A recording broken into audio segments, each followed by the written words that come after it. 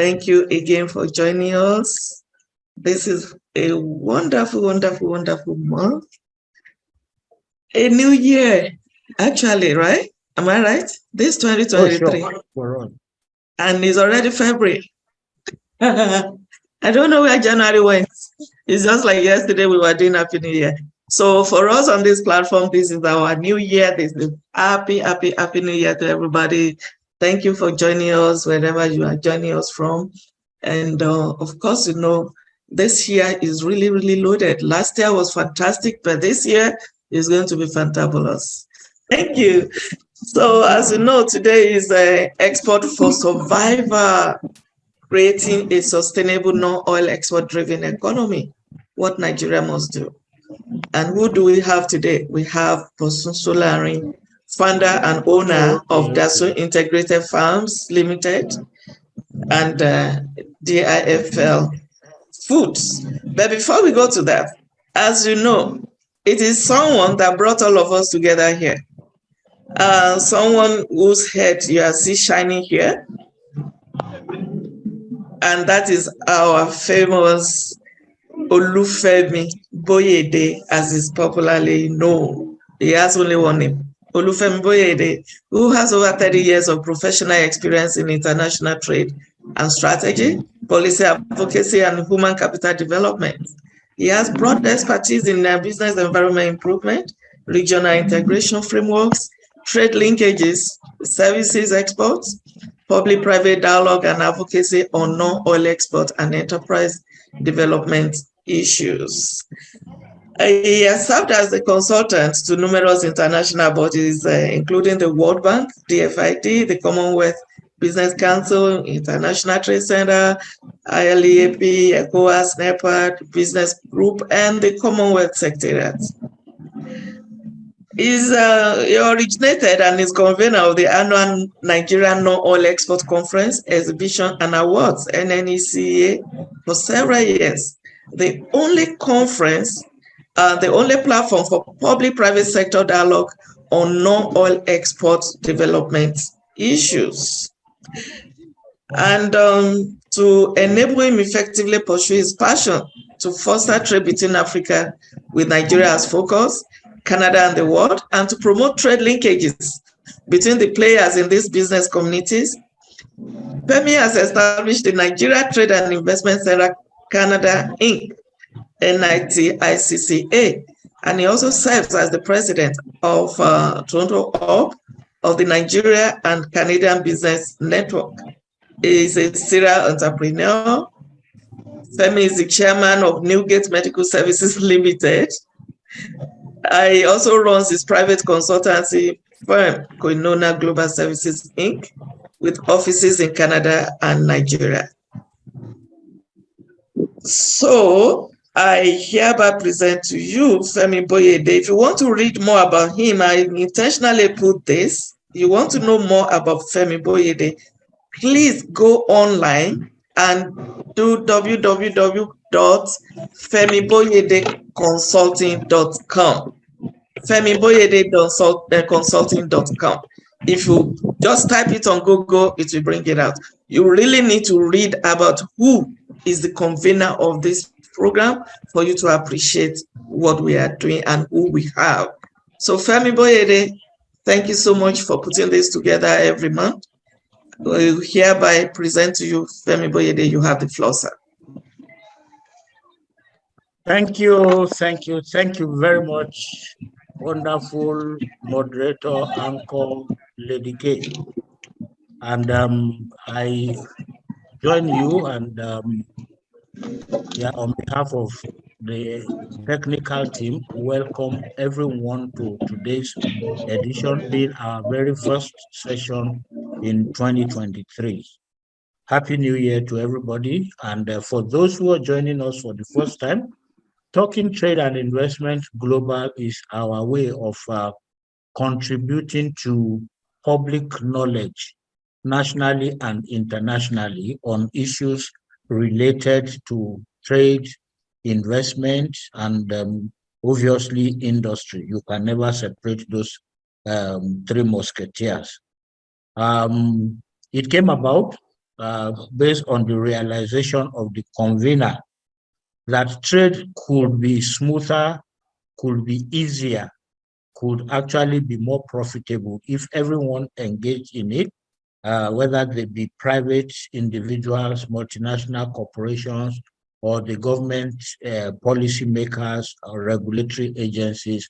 If they were to be speaking, singing from the same hymn book, um, probably echoing on the same frequency. The frequency that we're talking about here is actually knowledge. Knowledge not just from the textbook, from practical experiences, from what do you call it, comparison and benchmarking with what happens in different parts of the world. And of course, we, based on the divine privilege of enjoying technically where things work, and then the other side where things can work better. That's what it's called developing economy. So having had experiences from these environments, we thought it's good to always come together to rub minds to make things happen. And I haven't shared this with you guys, technical team, before. I'm privileged to share it with you now, so you know that your efforts have not been in vain. I flew from Toronto to New York, eventually New York to Paris, with a very senior manager of CIBC Bank in Canada. And along the line, of course, we had several delays. We got talking, and then I was explaining to him what we do on Talking Trade. And the French will say Bush Bay. For the 13 hours or so that we were together, he was actually like Bush Bay, mouth agape. Oh, you mean that we could have access to this kind of information and interaction? What is happening to the third world communities in Canada where we are all blah, blah, blah. So it was more like Bosun was telling us in the period before we opened the door today.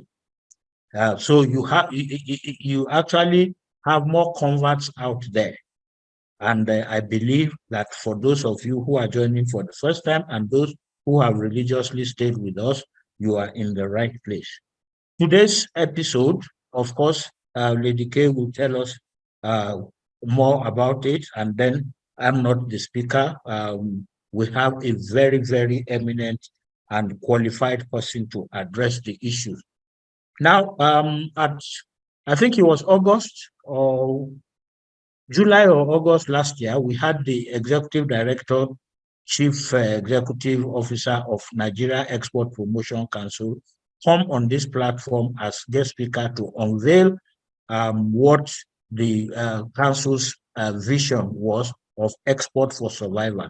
And every day that you open your social media or you check the news, what is actually trending is an indication that a country like Nigeria actually at this point has, for this kind of country, a developing economy, non-traditional revenue sources is a sine qua non. Traditional revenue sources for Nigeria have always been, since the early 70s, crude oil. And now we're talking about non-oil exports, just like we will take it up for any other developing economy. So we decided now, we've talked about it for close to a year and 8 months now. Talking Trade and Investment Global started in June 2021. So very soon we'll be celebrating our second anniversary. Now, Nigeria is a country that is anticipating a transition, a change in government, but we still have people who believe passionately that an export-driven economy is possible for this giant economy in Africa. And that's why we said, okay, whatever we're talking about today, and we do have a part, in addition to Bosun Solarin, who will be taking the floor shortly. We do have so many practitioners here, retired. I acknowledge, as I always do, Dr. Mrs. Omolara Akonji, retired Director, Trade and Exchange of Central Bank of Nigeria, who is here. We have a retired Customs Controller who is on the call today. And all of this will have perspectives about what a country like Nigeria needs to do so that whatever it is that we have done today, not just a flip book, but a recorded version of it can actually become a resource, like a roadmap for an incoming administration that shares our vision of a non-oil export-driven economy that we call the export alternative. Once again, I welcome you all. I've spoken more than I usually do, but I noticed that there are quite a number of newcomers, and I needed to bring you to pace with who we are and what we have been doing. Welcome, and do have a lovely 80 or so remaining minutes. Lady K, I hand back to you. Would you like to have your business product or services featured during our TATRIG webinars or inside our webinar flipbooks? If so, we have a great opportunity for you to get your products or services in front of a large audience. You can place your adverts to be featured live during our Talking Trade webinars, which we also live stream on Facebook. Our TATRIG webinars host a huge audience from across the globe. Each year, our webinars run from February to November on the first Saturday of every month at 5 p.m. West Africa time. Placing your ads in our webinar flipbooks will expose you to a global audience and extend your reach, as our flipbooks are sent to our entire database of contact and shared on our social media platforms. We have limited spaces, so make sure you get in touch with us to book your space. Please email femi@femiboyede.com for further details.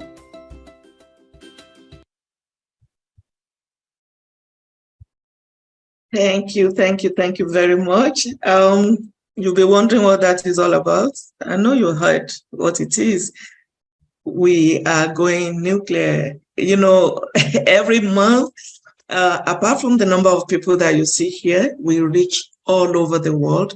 People go and check our recordings all the time because there are too many things to be gained, right? So if you advertise with us, you're advertising to the whole world, and you're advertising not just to everybody, but only to those that really need to know about your business. So welcome again.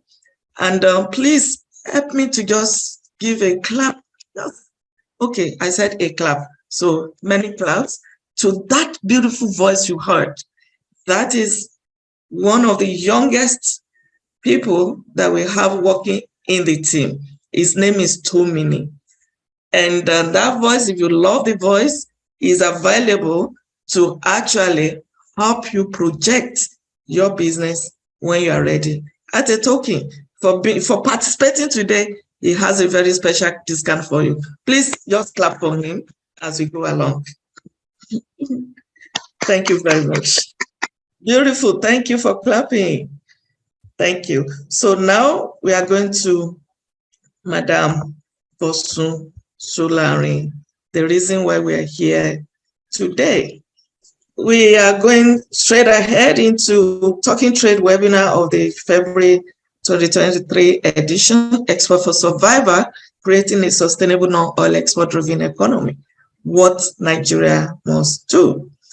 And our guest speaker today is Bosun Solarin, founder and owner, Dasun Integrated Firms Limited and DIFL Foods. Who is she? She's a farmer, agro-business enthusiast, farmer and exporter. She's the owner, founder of Dasun Integrated Firms Limited, which also trades as the DIFL Foods Limited. Her early days saw her working as a manager at the Nigerian Social Insurance Trust Fund, from which she retired voluntarily in 2004. Upon her retirement, she immediately set up and founded her own dry cleaning and laundry business, Laundry Ideal Services Limited, which she ran actively until 2019. Following her initial HND obtained the Federal Polytechnic Ilaro, she attended various courses and holds certificates in entrepreneurial advocacy and management, organic foods, agri-processing, export quality management, and food safety.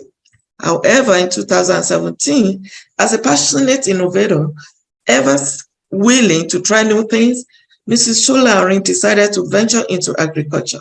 She founded Integrated Farms Limited and started her journey into farming with plantain as her initial primary produce. Today, DIFL Foods has developed 35 products. The most popular are the plantain flour and turmeric, ginger and garlic mix. She also supplies a wide variety of food items, including catfish, crayfish, and honey. Mrs. Solarin is currently the chairperson, Export Group, Lagos Chamber of Commerce and Industry, SCCI, and also a member of the Small and Medium Enterprises Development Agency of Nigeria, SMEDA, and the Lagos State MSME. She has attended many trade fairs, including the She Trade Digital Forum event, 10X February 2021, Lagos International Trade Fair, and Lagos MSME Exclusive Fair. She's married with wonderful children. Thank you so much for being with us today. Here we welcome Mrs. Bosun Solarin. You have the floor for the next 20 minutes. And your time starts now. Thank you. A very pleasant good morning to you out there. Good afternoon and good evening, Nigerians. This is a privilege that I do not take for granted, and I want to most sincerely thank Mr. Femi Boyede and the entire team of Talking Trade for finding me worthy to be the first speaker for 2023. I'm most grateful to you. And welcome to you all. Happy New Year to everyone. I see some of my friends out there. Good evening to you all. Thank you. Today, we have a topic that is most dear to my heart. At least some of us that have known Nigeria when Nigeria was Nigeria, we do not like what is happening now, but I do not dwell on negative things. I usually like to see what will work at the end of the tunnel. So we'll be talking, when last year NEPC launched Export for Survival, honestly, I ran with that vision because whether we like it or not, it is only through export that Nigeria can survive and Nigerians can survive. We used to put all our hopes on oil, but where is the oil now? Even now that they say they are getting some people and whatever, very soon the oil may run dry, or countries worldwide that are buying from us are trying to stay away from oil. So we do not have a choice. The non-oil export sector is the only way out. So I have a topic before me today, Export for Survival, creating a sustainable non-oil export-driven economy. What Nigeria, and I say Nigerians, must do to survive. Next slide. So today we'll be talking about the introduction to this topic, the role of stakeholders, what we as Nigerians and Nigeria must do, the timeline and summary. Next slide. Introduction. Export for survival. I have said will continue to be a cliche till we become deliberate about the changes within and outside us to make things happen. Things will not just happen. We have to be deliberate about wanting to make things happen. So we cannot continue to do things the same old way and expect different results. People say it's only a mad person that will expect that. So every new year, I want to say here that large corporations, you see them in the first week, the second week, when they resume work every new year, they go on what they call to carve out their strategic plan. This is what they intend to pursue and achieve in coming years of up to 3 years. They then work on yearly basis. Next slide. So we have the stakeholders that must make Nigeria succeed and survive. So those stakeholders are the government, then surrounded by individuals, I say BMOs, business membership organization, and others. Next slide.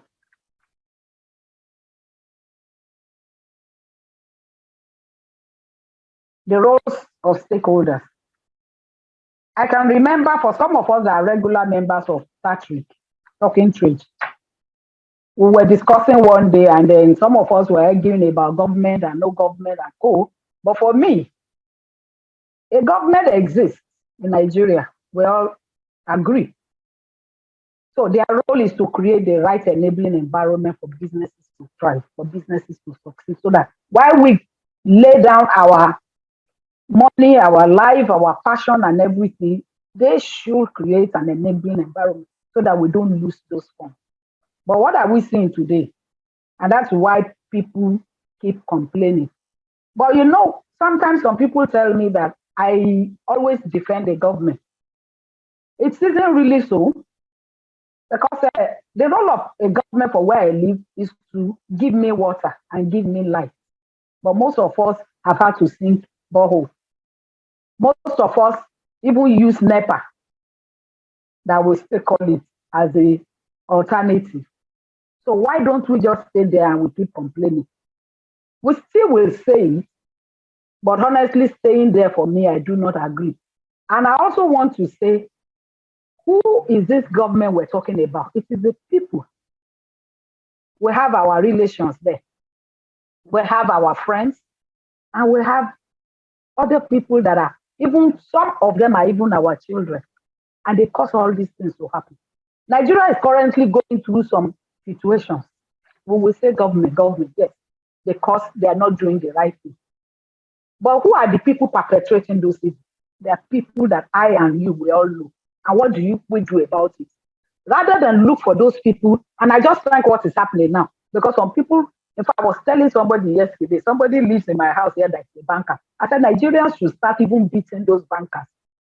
Because you will see a news on Google that is saying a bank manager would deliberately put those currencies inside a nylon because they're forcing him to load the money. And ICPC got the bank in Oshogbo. And so that the money cannot dispense, left it in the nylon that it was wrapped in. You see people trading the naira now. It's no longer dollar. They're even trading now. They're trading more of naira now. You go and look for 10,000 and somebody is taking 1,000 naira out of it. Government, but these are us. And that's why I tell people the change that I want in this country should start with me. What do I do? How can I make it good? So let me leave government, and for me, so when I don't talk about government, those are the reasons. Because if I change, if my children change, if I talk to my friends and they change, Nigeria won't be the same. If we're about 220 million, let's say the people in code that we call government that are disrupting this economy, let's say they are just 5 million. We still have 215 million. And then when you look at the cumulative effect of what those people can do, then we'll look at where we find ourselves. So I want to talk about individuals. As individuals, as business people, we must obey rules and regulations. Those things are there. Because if you must go to equity, please, let's go with clean hands. So at the end of the day, let my 1 kg not be 980 grams. If I say I'm giving you white, let the white not turn to off white at the end of the day. Some of us are selfish, we're self-centered. They tell us to do this one, we're looking for how to corner the other person, and then we're not looking at all those ones. So for me, let me just say, let's obey rules. Let's do the right thing. Let's conform to standards. Our goods are being rejected out there. Why? Because we're not conforming to standards. If I am not supposed to export because I haven't met the standard, don't let me lie because I'm looking for that dollar and then want to go into it to go and supply a substandard product. Let me work on myself, work on my business till I can get that standard right. Nigeria is having so much negative image that when you carry the green passport, people are already looking at you. How did we get there? It wasn't like this before, but we can rewrite the history ourselves. Business structure, I must say, We keep complaining we're not looking at it. Most, especially micro businesses, are not well structured. Our accounting system. When we say we have a business account, is it solely for that business? How many of us audit our books every year? How many of us file returns? When donor agencies and grants are coming, and even funds, loans, they're going to look at all this one. Because people look at it that somebody who cannot pay their tax, how are they sure you will repay their loan? But some of these things we do not know that it affects us when we're applying for these things. But we just shout banks, banks, banks.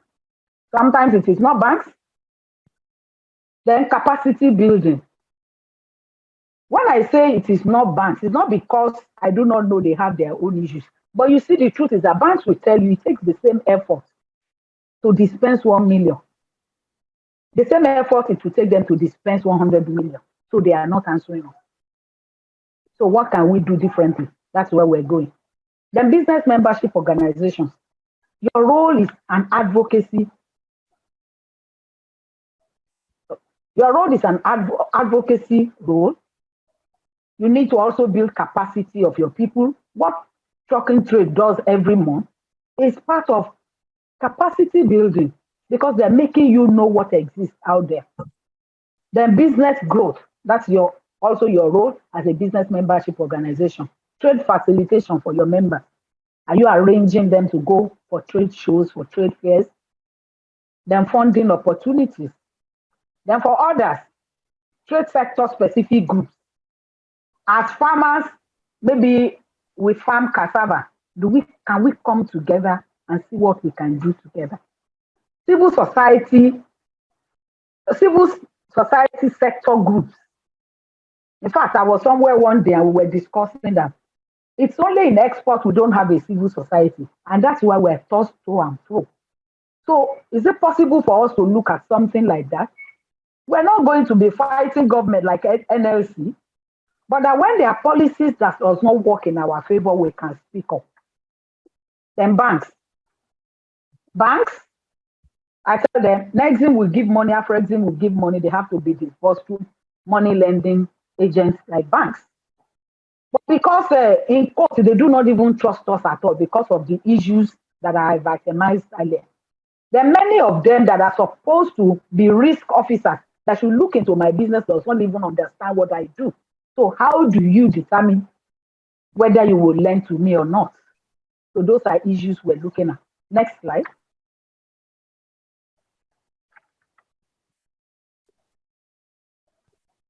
Business opportunities are like buses. There's always another one coming. It's possible we have missed it before. TATRIG is giving us an opportunity, another bus is coming. Will we be well positioned? I can't be staying at home and I want to go to VI. And then I'm still staying at home. That bus will not wait for me. I need to be at the right place at the right time so that I can board that bus to get to where I'm going to. Next slide. The plan. I call the plan, it's all about collaboration, whether we like it or not. Going solo will not help anybody. Going solo, I repeat it again, will not help anybody. Enough of solos. So for me, can we use shared facilities? Your friend already has a facility that is underutilized. Can you, for now, instead of reinventing the wheel, you want to go and look for maybe for 5 million. The facility you are going to get cannot support everything you need to do. So is it possible to collaborate with that person and let's use that? Or are we 5 or 10? I have 1 million, you have 1 million, you have 1 million, and we are 10. That is 10 million. We can jumpstart a fantastic thing. But why have we not been seeing this? Because some of us are selfish, self-centered. We want to corner the other person. Some people's hands have been burnt. But what I can say to that is that because we do not do the right thing when we're starting, some of us look at she's my friend and we go into a business relationship. It does not work like that. So can we also market other people's products? I don't have to go and start producing. If I know, in some of my products, I market other people's products. Because what I do is that because I am in food area, when I go for trade shows and exhibitions, I want people to be able to get as many things they want in my boot instead of going up and down. Then you ask me, how come she has 35 products? I told you I am a farmer. I started with farming, backward integration, so that tomorrow, even if I stop farming, I know what to tell anybody who is going into farming. I know what I can ask whoever is my supplier. That was why I went into farming. So also having all these products is to say, along the line, that 35 products has given me way that there's nothing I cannot produce, if you ask me. So because you can also do contract manufacturing for people. So people will ask you, can you produce this for me? And you have that facility and you can jolly do it. So that person does not have to go and set another one. Then marketing. I'm talking here about market access and research.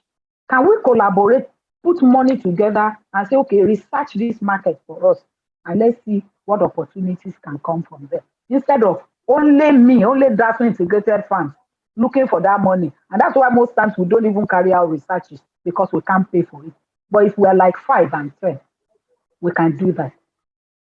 Can we also see trade exhibitions? We gave it a shot in a group I belong recently to Togo, although it didn't really work out. But the idea is that if we have to rent an exhibition space, pay for transportation, pay for hotel, and we're just like 10 to do that. Let's say it will cost us 400,000. By the time we're 10, we're just paying 40,000 naira. Also hoping that that person who is going will be truthful enough. Then designs. Is it also possible to negotiate designs together and we all get fantastic designs instead of all of us that we can't pay for a good design and then we get a fantastic one? Then let me also now talk about the strategy. It's like 10 of us coming together, 5 of us coming together, 3 of us coming together. We put resources together. Or we go to the bank together. Or we form a cooperative. In fact, most funders prefer to give monies to a group of people because they know when they give one person, if the person falls ill, the money is ill. But when you are like 3, 4, 5, and then each of you have shared roles, then they know there are people to carry on that business if one person is not available. And for me, those are the things we should be looking at, doing things differently this year. I'll be fast if my time is going. Then launch, draft an agreement, a compelling agreement that binds two people together, share roles that everybody must perform, and then put exit clauses and penalties there. So that if one person is not doing what they should do, you have penalties. Next slide will soon be done. That's a major. Then timeline. This timeline is for TATRIG. If by March, people start to take some of those things we have talked about in the previous slide to action, and they put themselves together, a group of 10, a group of 5, then they now begin to talk. In April, can we now, sorry, I'm trying to, then can we coordinate those activities if they have come together? Because we have held enough seminars. We need to now begin to harvest the solution, the results. Not seminars. You have all burnt the midnight oil, working. But if at the end of the year, we have five good records to show for this collaboration, TATRIG, people will be running to look for TATRIG. Then by May, we monitor what we have done, and then we see how we can repeat the process. We do that up to December, and we see what we can do with it. Next slide. Efficiencies will come from proactively transforming how we do businesses. We will record greater success if we transform, if we do things differently. We will record greater results. Next slide. Area of focus. I have said shared facility leads to shared costs. It reduces your risk. For instance, if I put 1 million in a business and anything happens to it, I lose all the 1 million.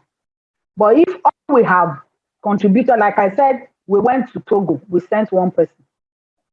If the money we had given that person is for one person, the person has lost it. But because we were about 10, that shared that money, our risk, we now had reduced risk. Economies of scale brings us reduction in cost of production. So while we are shouting, when we finish, because we have where our NEPA, where our water, where everything, where our security, and then our cost has gone up and we can't make profit. Then shared logistics.